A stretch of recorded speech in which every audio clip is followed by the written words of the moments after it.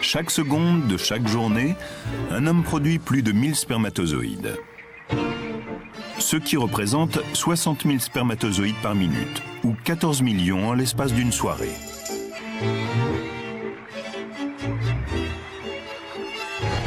Ils ne mesurent que 8 microns, mais il y en a 300 millions qui sont toujours prêts à accomplir la mission de leur vie, fertiliser l'un de ces ovules. Contrairement à l'homme, chaque femme naît avec un nombre de cellules sexuelles fixe, environ 1 million. Au cours de sa vie, elle ne libère qu'environ 400 ovules, moins de la moitié des cellules spermatiques que l'homme produit en une seconde. L'ovule, qui se détache de l'ovaire une fois par mois, passe environ une journée dans la trompe de Fallope, la fenêtre de lancement de la vie. Si aucun soupirant ne se présente, l'ovule se dissout. Le plus intéressant se passe quand l'un d'eux fait son apparition. Parmi le million de spermatozoïdes engagés dans cette course génétique, seule une poignée triomphera de l'adversité et apercevra la ligne d'arrivée. Au moment de l'éjaculation, un homme libère plus de 250 millions de spermatozoïdes. En théorie, cela suffirait à peupler la France, le Royaume-Uni, l'Allemagne et la majeure partie de l'Espagne. Ce nombre s'explique par l'extrême difficulté de ce qui les attend.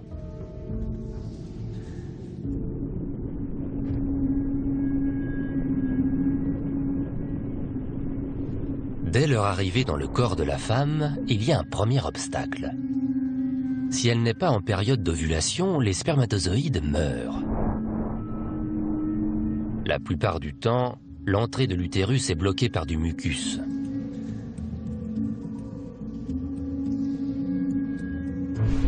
Pour poursuivre leur chemin, les spermatozoïdes doivent arriver au bon moment.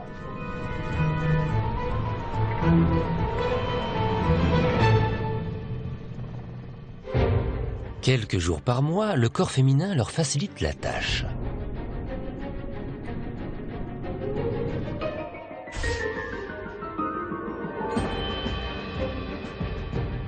Les hormones assouplissent le bouchon muqueux.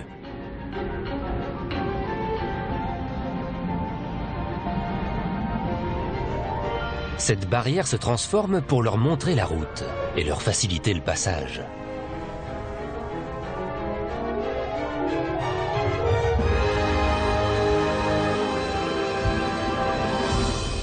Mais tout n'est pas gagné. Pour réussir à grimper, les spermatozoïdes doivent être robustes.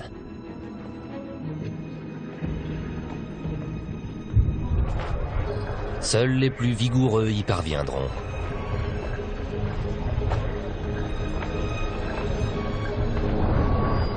Les spermatozoïdes ont beau être nombreux, beaucoup sont inaptes à la compétition. Beaucoup de spermatozoïdes ont une allure bizarre. Ils ont deux queues et sont incapables de se déplacer.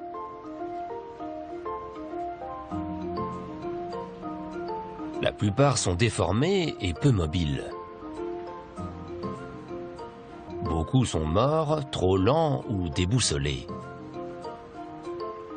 Ils nagent bien, mais beaucoup semblent désorientés. Ils vont dans tous les sens.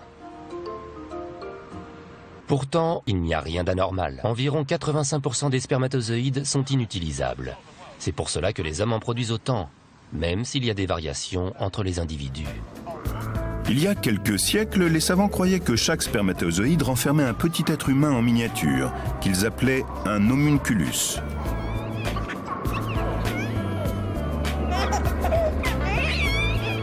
Aujourd'hui, nous pouvons affirmer en toute certitude que ce n'est pas le cas. Chaque spermatozoïde possède 23 chromosomes qui contiennent la moitié de l'ADN nécessaire pour créer et développer un être humain. Et à l'intérieur de chaque chromosome se trouvent les gènes contenant la moitié de l'ADN du père. Quel que soit leur nombre au départ, seul 1% des spermatozoïdes parviennent à l'étape suivante, le col de l'utérus. Et rien ne garantit qu'ils survivront très longtemps.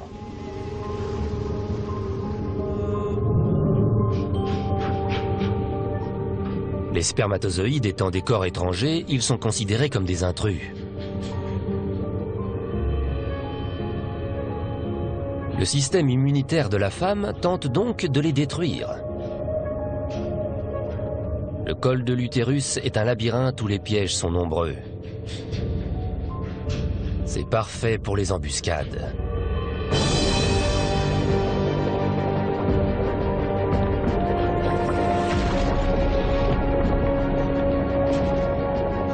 Les spermatozoïdes sont attaqués par les globules blancs.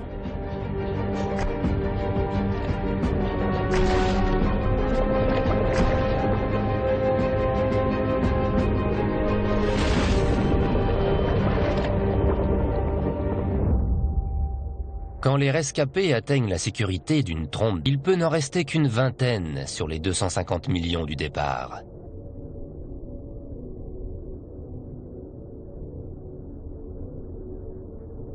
Le processus de sélection est d'une grande efficacité.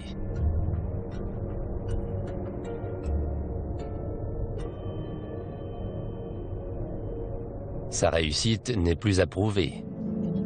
La science a fait une découverte étonnante.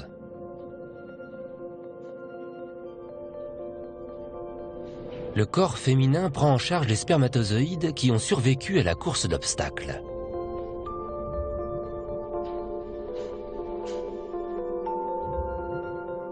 Un à un, ils sont attirés vers les parois de la trompe de Fallope.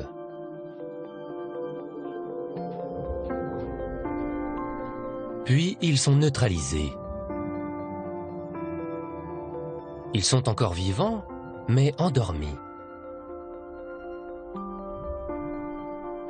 Les ovaires ont maintenant 5 jours pour libérer un ovule.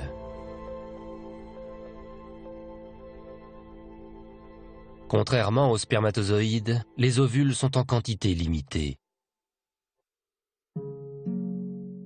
À la naissance, une femme a déjà tout ce qu'elle produira au cours de sa vie.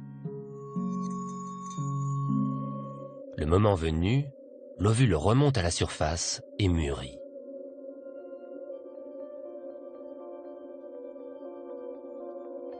Ensuite, il sort de l'ovaire.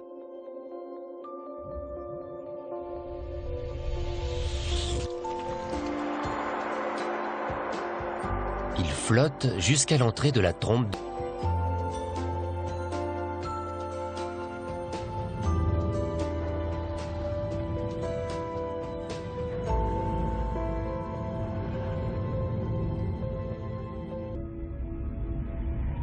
Quand il est prêt, c'est le moment de réveiller les spermatozoïdes endormis.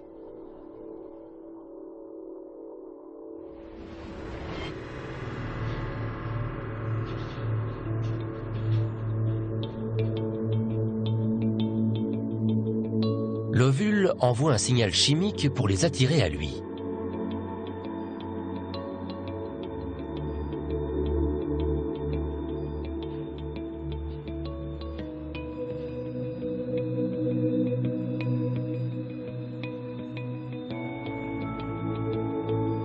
Les spermatozoïdes s'engagent dans une course contre la montre.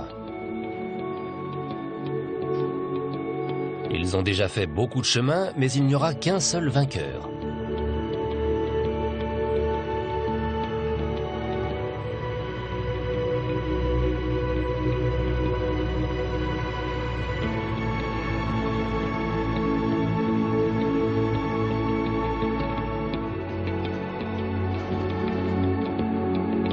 Les spermatozoïdes transpercent le nuage de cellules qui entoure l'ovule.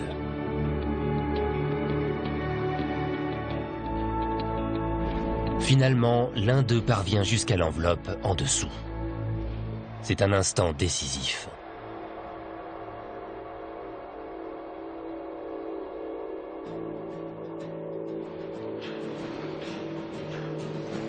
Si un deuxième spermatozoïde entre, l'ovule n'y survivra pas.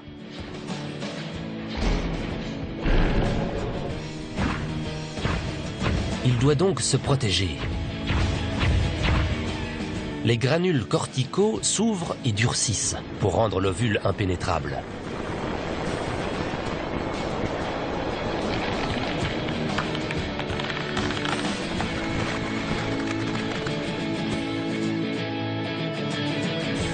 distingue maintenant deux petits points avec des gènes. L'un appartient au père et l'autre à la mère. Ils se rapprochent très lentement l'un de l'autre. Leur union est un processus extrêmement délicat. À la plus petite erreur, l'embryon pourrait mourir ou développer un fœtus déformé. En fait, près de la moitié des conceptions échouent. Mais nous assistons ici à l'aboutissement d'une union parfaite. Et au cours de cette rencontre fatidique, leur ADN fusionne en combinant les caractéristiques génétiques de la mère et du père. 20 heures après la fertilisation, ils se divisent en deux cellules. 48 heures après en 4, 12 heures plus tard en 8, et au bout de 72 heures en 16. Chacune de ces nouvelles cellules est identique à l'originale. Mais tout ne se passe pas forcément de manière aussi fluide. Dans 70% des cas, le processus s'arrête au cours des 6 premiers jours. La femme n'a même pas su qu'elle était enceinte. Ceux qui sont nés font partie des 30% restants.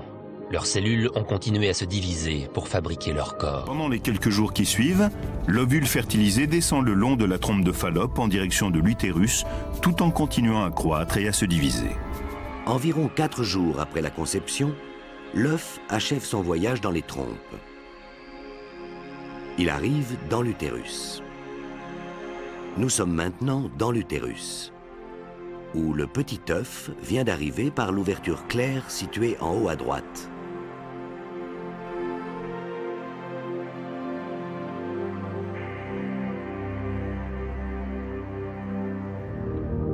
Au début de leur multiplication, les cellules s'agglutinent au hasard. Mais après la 2e semaine, elles entament une transformation étonnante. C'est ce qu'on appelle la gastrulation.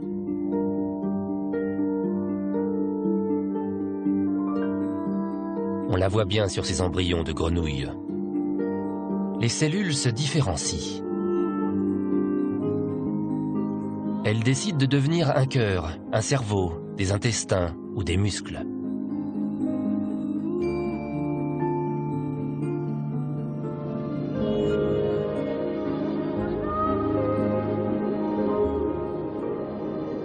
Elles commencent à fabriquer un corps. Au bout de 3 semaines, nous avons déjà un cœur qui bat. Pourtant, à ce stade, presque rien ne nous distingue de l'embryon d'un autre mammifère, d'un oiseau ou d'un amphibien. Au fil des semaines, les cellules se spécialisent et des formes commencent à apparaître. Au bout de 3 semaines, un sillon marque la création d'un système nerveux.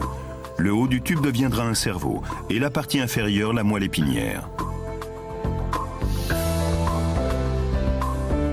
À 8 semaines, presque tous les organes de cet embryon sont en place, ce qui lui donne à l'âge de 9 semaines le titre officiel de fœtus. Le fœtus reçoit maintenant sa nourriture grâce à un système compliqué qui s'appelle le placenta et que l'on voit ici en bas de l'image. Il s'agit d'une vaste zone de contact entre la mère et l'enfant. Et c'est par cette surface d'environ 15 mètres carrés que la vie va passer et que l'oxygène et les éléments nutritifs parviendront au fœtus. Quand il est âgé de 12 semaines, au moment où les parents le découvrent dans le ventre de sa mère, le fœtus commence à respirer en puisant l'oxygène du placenta et non de l'air.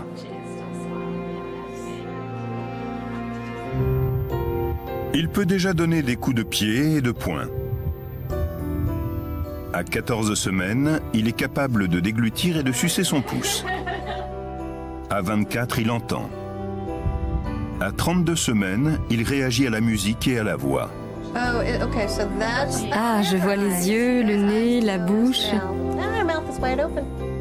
Quand le bébé est prêt à naître, sa tête est presque aussi grande que l'ouverture du bassin maternel.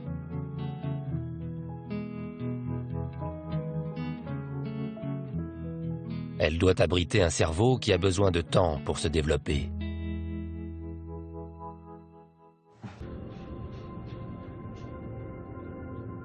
Tout a commencé par la rencontre d'un ovule et d'un spermatozoïde.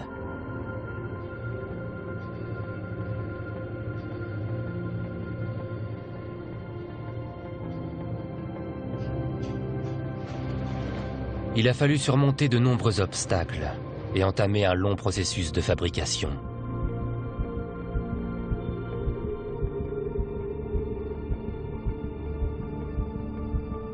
Finalement, le moment est venu de découvrir le monde.